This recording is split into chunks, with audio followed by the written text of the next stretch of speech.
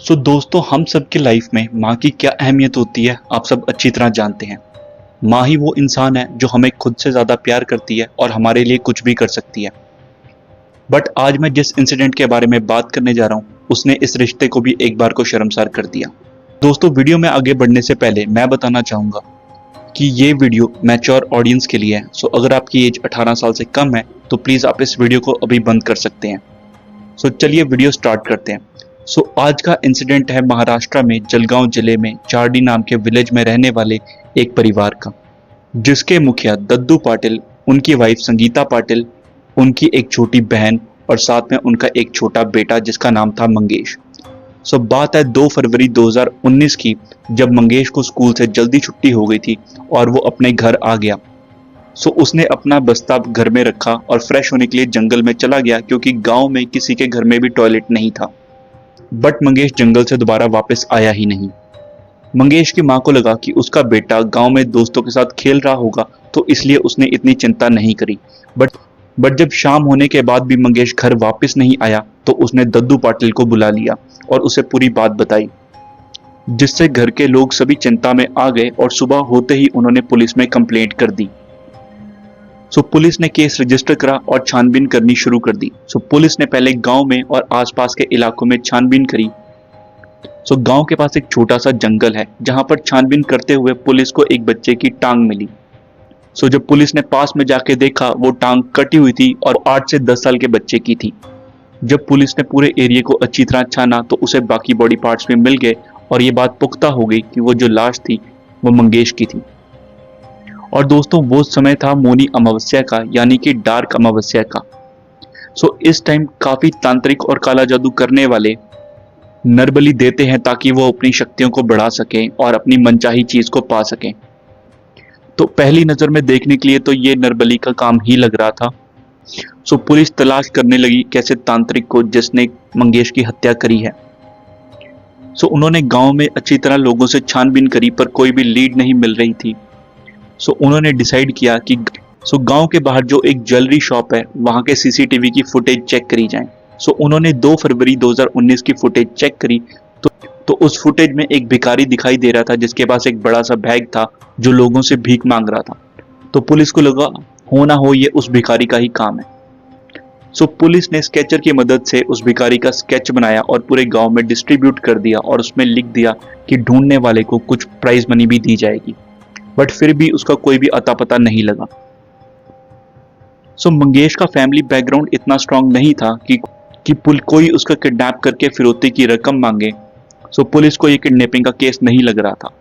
उन्हें कोई भी लीड नहीं मिल रही थी। तो पुलिस ने एक काम किया, तो उन्होंने अपने पुलिस के डॉग्स को इकट्ठा किया और जंगल में छोड़ा। बार बार डॉग सूंघने के बाद मंगेश की घर की तरफ ही भाग के जा रहे थे। इनको लगा हमने हर जगह छानबीन कर ली है, बस मंगेश के घर में ही हमने तहकीकात नहीं की। उन्होंने मंगेश के घर में भी ढूंढा पर कोई सुराग नहीं मिला।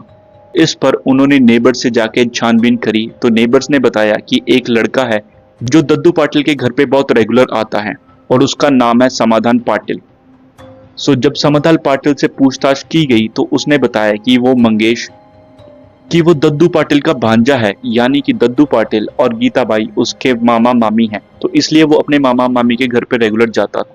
बट नेबर्स ने ये भी बताया था कि वो दद्दू पाटिल के घर पे तभी आता है जब दद्दू पाटिल घर पे ना हो और उनके बच्चे भी स्कूल गए हों। पुलिस का माथा ठनका कि हो ना हो हमें जो लीड मिलेगी वो समाधान पाटिल से ही मिलेगी। तो उन्होंने समाधान को दोबारा अपने इंटेरोगेशन में बुलाया और उन पे दबाव डाला कि हमें पता है तुमने मंगेश की हत्या कैसे की, तो इससे बेटर हम तुमसे मारपीट करके उगलवाएं, इससे बेटर है तुम खुद ही सच उगल दो। तो उसके बाद जो समाधान पाटिल ने बताया उससे सबके होश उड़ गए। समाधान पाटिल ने बताया कि वो दद्दू पाटिल के घर बहुत फ्रीक्वेंट जाते थे।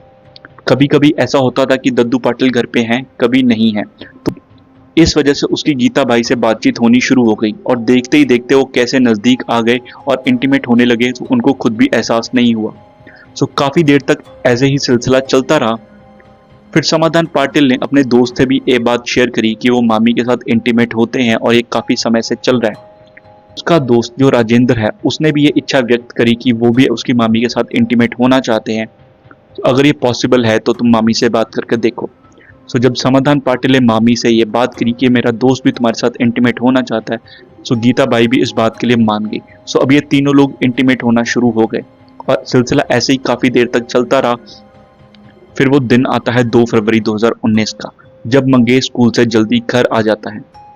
मंगेश घर तो आया था, घर आके वो जंगल भी फ्रेश होने गया था, बट वो जंगल से जैसे ही घर वापस आया सो उसने देखा कि समाधान पाटिल और उसकी माँ और राजेंद्र तीनों आपस में इंटीमेट हो रहे हैं और उनको दरवाजा लगाने का ध्यान ही नहीं रहा। तो जब तक उनको होश आता मंगेश सब कुछ देख चुका था।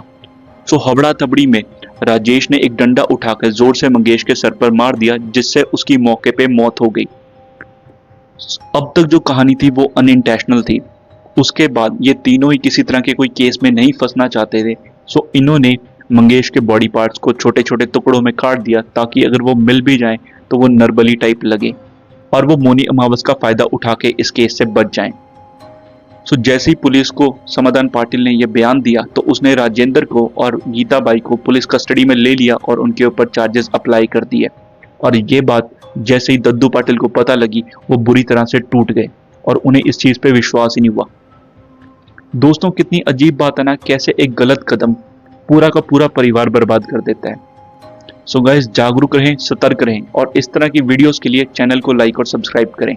बाकी मिलते हैं नेक्स्ट वीडियो में, तब तक के लिए थैंक यू वेरी मच।